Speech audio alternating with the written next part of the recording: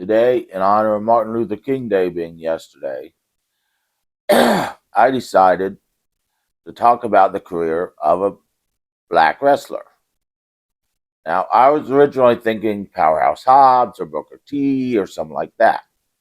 But then I looked up who was the first black wrestling world champion, and turned out that was Bobo Brazil, which we'll get into more of that later. So, Bobo Brazil it is. Now, Bobo Brazil was born Houston Harris in Little Rock, Arkansas.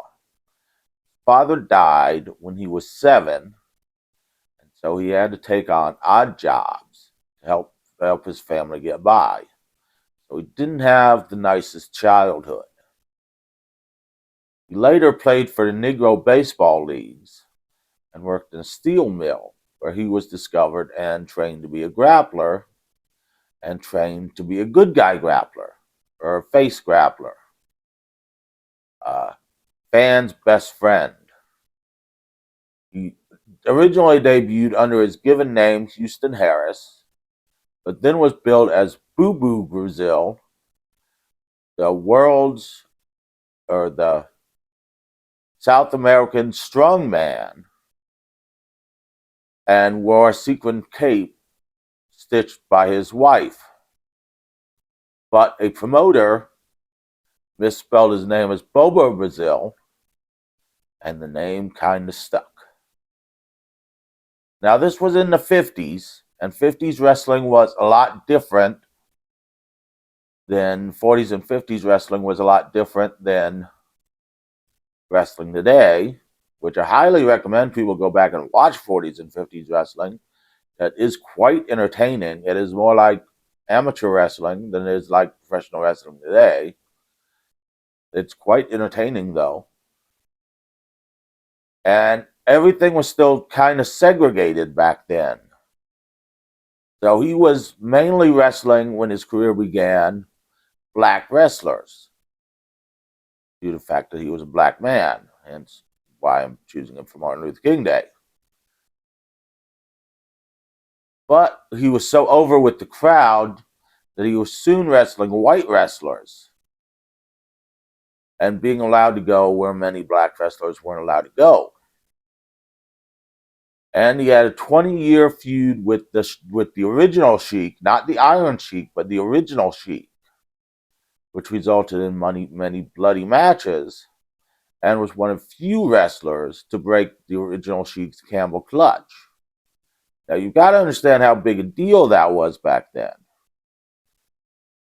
Finishers back then finished matches. They didn't go through 5 or 6 false finishes like they do today. If you hit a finisher, that was it. That was the end. Now, to kick out of a finisher or to break a finishing hold, that was a big deal. And so this was a very big deal, especially since he was a black man, to kick out of what the original Sheik was actually white. He was actually Canadian. So he played an Arab and never spoke English, even backstage. He never spoke English. In interviews or backstage, he never spoke English. He was in character 24/7. But to break out of his hold was a very big deal. Now, in 1962, he was facing Buddy Rogers. For some reason, I feel like I sound hoarse. In 1962, he was facing Buddy Rogers, who was the NWA champion at the time. And he accidentally hit Buddy Rogers in the groin, and Buddy Rogers could not continue. And he was awarded the NWA championship, but he refused to accept it due to the injury. And a couple days later, they had a rematch, and Buddy Rogers won. But the NWA never acknowledged his championship. Therefore, he was not recognized as the first African American champion. Instead, this goes down to Ron Simmons in 1992, though technically Bobo Brazil is the first African American champion. He later also wrestled Bruno Sammartino for the WWF Championship before it was WWF and then later WWE. He'd hold the WWF United States Championship, actually being the longest reigning male champion in WWF history, later WWF and WWE. He has the most days as champion in that company. As a male, not as a female, as a wrestler, that actually goes to Fabulous Moolah at over 10,000 days. He was the first big black wrestler in Japan, including winning the NWA International Heavyweight Championship in Japan. He had an over 40-year career and broke many, many barriers. He was a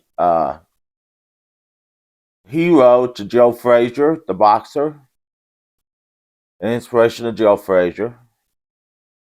He mentored Soul Man Rocky Johnson and several other wrestlers, helped train Ernie Ladd, and had over a 40-year career.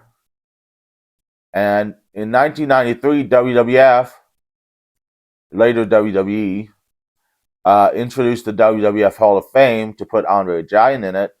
And next year, in 1994, he went into it as the first black wrestler to go into the WWF Hall of Fame. Ernie Ladd inducted him, and then the next year, Ernie Ladd went in, and he inducted Ernie Ladd. He died, sadly, in 1998 after a series of strokes. He was one of the greats, one of the all-time greats, broke down several barriers, and is sadly not remembered for as great as he was, and broke down many, many barriers. As I said, he was allowed in many places where black wrestlers weren't allowed in the 50s and 60s and 70s, and was one of the first black wrestlers allowed to wrestle with white wrestlers because he was so popular, and was the first black wrestler really over in Japan. So that is my career retrospective of Bobo Brazil. Next time we will be doing something. I don't know. Give me ideas. I don't know what we're doing 1 week from the other. I didn't know we were doing Bobo Brazil this week. I just typed in first black wrestling champion, and wanted to do something special for Martin Luther King Day. So see you next week.